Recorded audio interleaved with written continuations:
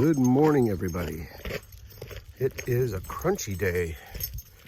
Lots and lots of ice around, which is fun. This should be a good walk. We'll see what happens. Ruby's holding her own. Say good morning, Ruby.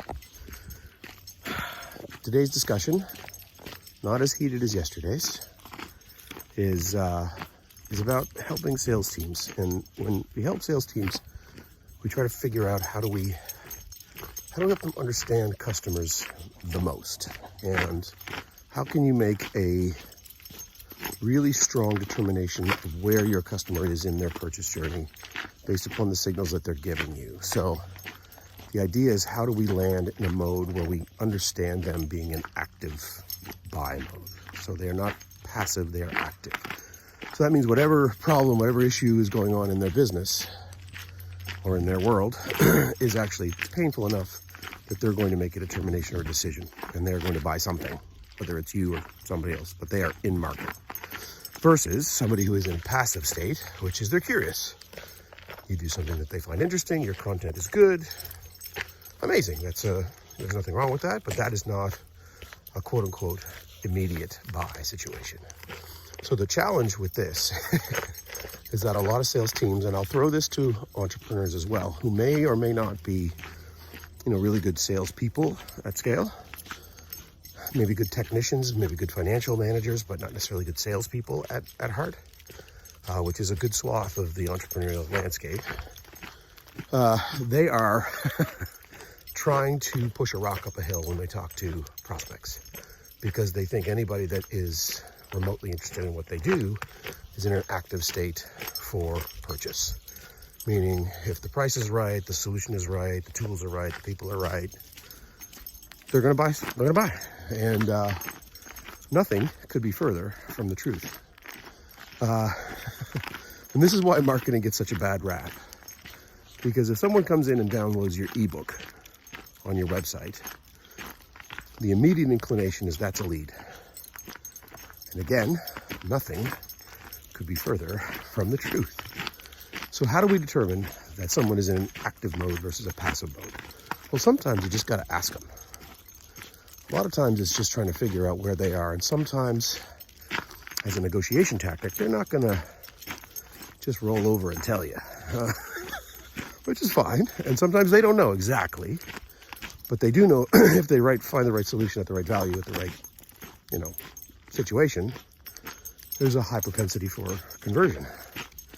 They have budget, they have the authority to make the deal, they know exactly what they're looking for.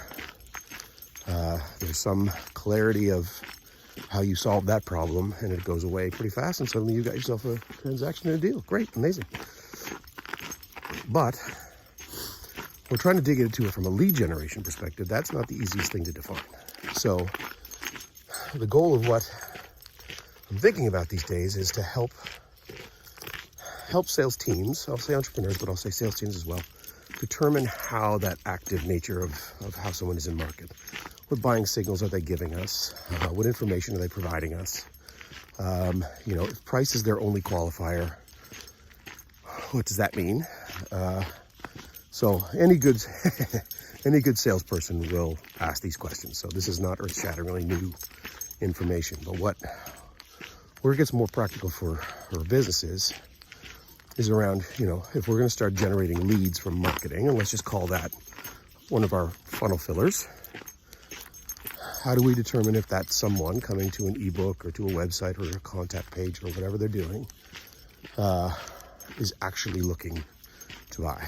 So again, good sales teams with good sales process will help uncover that as efficiently as they can.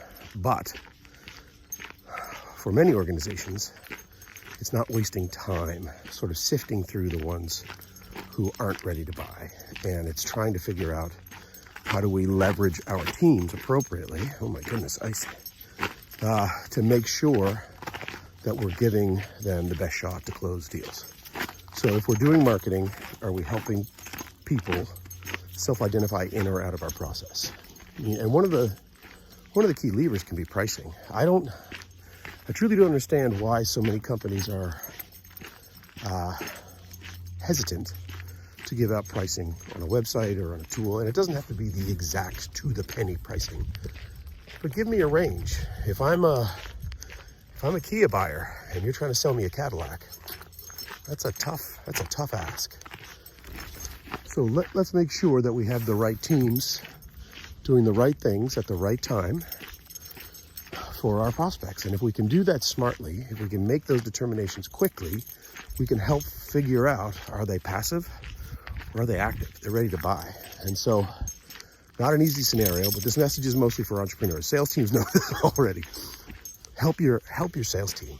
Like they don't want to just throw stuff at the wall and see what sticks. That's a bad idea. And again, going back to your sales process, how do you make sure that you're getting the right traction from the right buyers at the right time? Anyway, lots to unpack there. Probably come back to this one. But again, Ruby, sorry about all the videos. Walking and talking with Ruby.